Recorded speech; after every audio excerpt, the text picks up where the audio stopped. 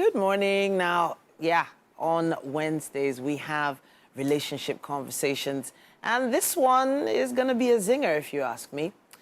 Now, there's probably a couple or family living down your street that look absolutely perfect.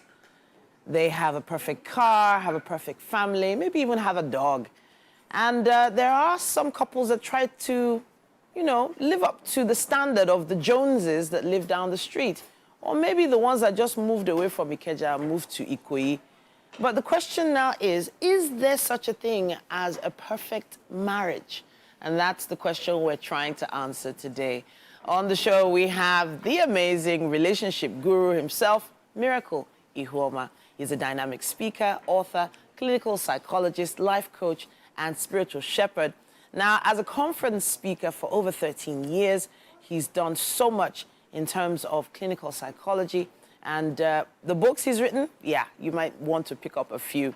It's really interesting what you've been able to achieve with your platform, by the way. Welcome back to the show. Thank you very much. We've had a really great January with you, Yeah. having really interesting discussions. Thank you so much. Thank you. All right, so this is the question. Is there such a thing as a perfect marriage? That is the first question. That is the main question. That's the topic here. Can you answer it? Yeah, I can. Okay. I can authoritatively say that there is no such thing as a perfect marriage. There is no such thing as a perfect marriage? No such thing. Okay, so even though my mom and dad have been married for 25 years and, they still go to church with each other every Sunday, they still make phone calls to all the family members, they still look great, they're healthy, they're safe. Isn't that as close to perfect as perfect can be?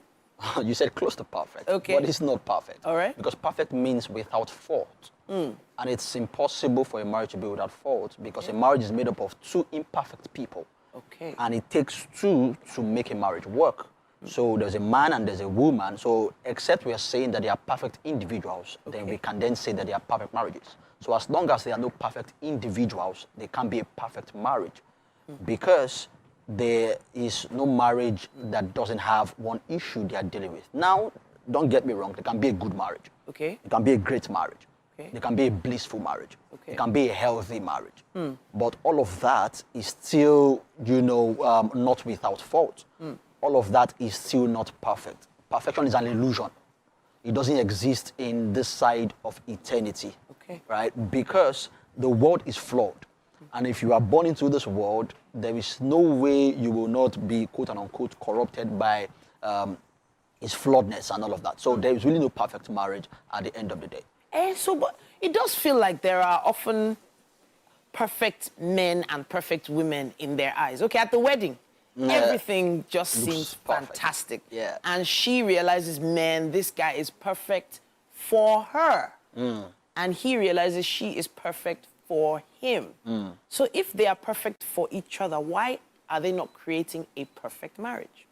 Well, that's an illusion, like I said. Okay. And that's why a lot of marriages fail, because there are a lot of expectations that people have about their partners. Okay. And then when they get into the marriage and discover that this partner cannot live up to that expectation, then frustration sets in. Because what's frustration, basically? Frustration is simply a divergence between your ideal self and your real self. Ideal self being what you hope to achieve. Real self being your present circumstances. So when you have expectations of your marriage and then the reality of what you're living in right now doesn't meet up to that expectation, then frustration sets in. Now, many people who actually seek for divorce, who break up and all of that, are not breaking up and divorcing because their partners are not good enough. Many times it is because they have expectations that their partners cannot meet. So, like they will usually say, love is blind, but marriage opens your eyes, man. Love is blind, but marriage opens your eyes. Yeah. I think I'm going to be tweeting that one. But now let's think about it from this angle. Now, there's someone about to get married, maybe next week or in 2 weeks, and they feel they found the perfect partner. But you've just said there's no such thing as a perfect marriage. So what exactly should they be striving for? What should they be attempting to achieve with this union? Because some people are perfectionists. Yes. They want it all. Exactly. And that's probably why they've waited this long to even get married in the first place. Yeah. They were looking for perfection. Exactly. So what exactly do you feel people should strive to achieve? Yes, so people should strive for excellence. Okay. People should strive for progress. Progress is possible. Excellence is possible, but perfection is not, right? So progress is, are we better today than we were yesterday? Okay. Are we better this week than we were last week? Are we better this month than we were last month? Are we better this year than we were last year? That is progress. The fact that we are moving towards a desired goal, but as long as we exist in this side of eternity, we will never attain perfection. Okay. We can attain excellence, so we can be role models, right? We can get a lot of things right. But because we are human beings, we are prone to mistakes. There will be mistakes along the way. But then if we stick to progress and to excellence, we will definitely, get it right.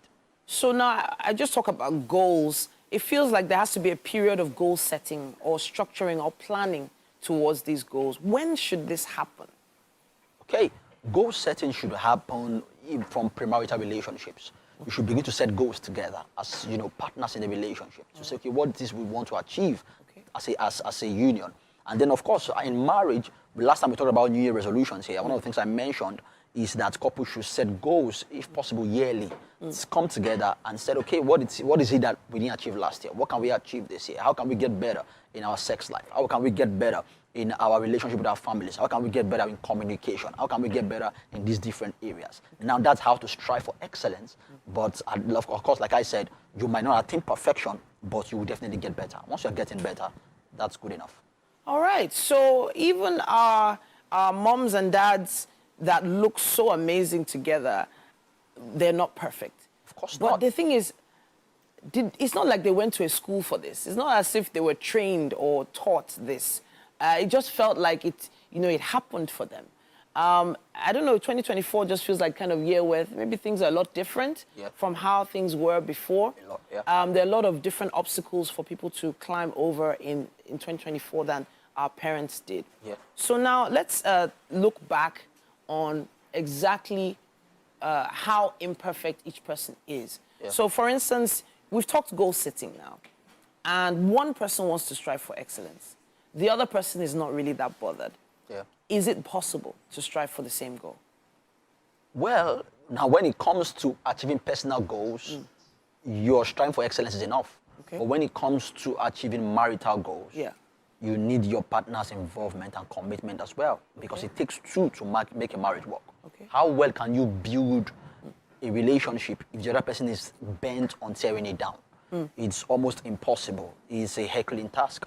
So the two people have to be involved, and that's why many times I tell people not to cast so much aspersions on divorcees, because you never can tell how much effort one partner was put into the relationship. Because if somebody, for instance, is saying, I want to make this work, and the other person is saying, I don't want to make it work, there's nothing you can do, because it's a relationship. It takes two to make it work. So the two people have to be involved and have to give their 100% for them to see that excellence.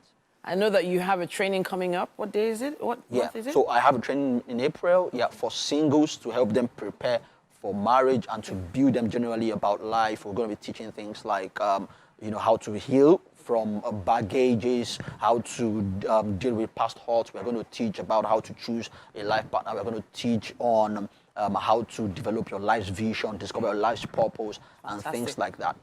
Miracle Ihuoma, it's been an amazing January with you on the relationship segment. Thank you so much for your contributions. Thank you very much. And yes, we've answered the question as much as we can. There is no such thing as a perfect marriage, but together you can aspire and achieve to stay together forever. We have a break coming your way and so much more coming up on Wake Up Nigeria.